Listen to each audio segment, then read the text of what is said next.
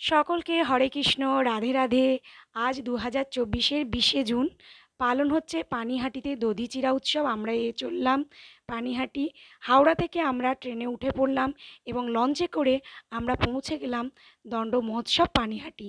পানিহাটিতে উৎসবের আগে আমরা বাড়িতে কিন্তু ভগবানকে ভোগ লাগিয়ে বেরিয়েছিলাম।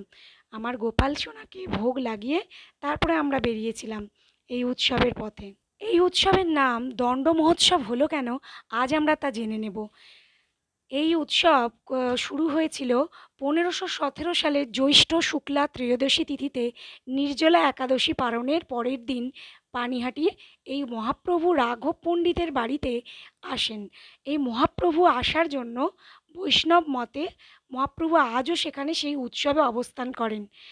রঘুনাথ দাস দূর থেকে তাকে দেখতে থাকলে তিনি মহাপ্রভু তখন বলেন, আমি তোমাকে খুঁজছি, আমার ভক্তদের চিঁড়া দধি দাও, চোরের মতো লুকিয়ে লুকিয়ে দেখেছ, সেই জন্য তোমাকে আজ দণ্ড পেতে হবে। সেই থেকে দণ্ড মহোৎসব শুরু হয় পানিহাটিতে। মহাপ্রভু এখানে পা রেখেছিলেন আজও আমরা মনে করি, তাই মহাপ্রভু এখানে হাজির আছেন। সেই থেকে দণ্ড মহোৎসব শুরু হয়ে গেল।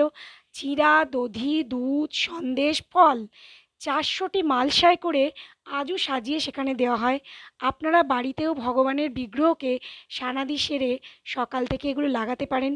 মহোৎসবের এই দধি মহোৎসব দেখতে চাইলে আপনারা আপনারা হাওড়া থেকে কোন্নগর ট্রেনে এসে লঞ্চ পার হয়ে পানিহাটি ইস্কন মন্দির চলে আসবেন। শিয়ালদা থেকে সোদপুর আসবেন, সেখান থেকেও পানিহাটি দণ্ড মহোৎসবে আসতে পারবেন। এই দিন প্রত্যেকে অনেক 4 দিন ধরে এখানে অনুষ্ঠান শুরু হয়। 4 দিন ধরে এখানে নাচ গান, বাচ্চাদের অনুষ্ঠান এবং ফুড ফেস্টিভ্যাল অনেক কিছু হয়ে থাকে। এই ফুড ফেস্টিভ্যাল হওয়ার পর এখানে বিভিন্ন মেলা বসে। মন্দির প্রাঙ্গণের বাইরেও বিভিন্ন মেলা বসে। সেই মেলাও আপনারা ফেরার পথে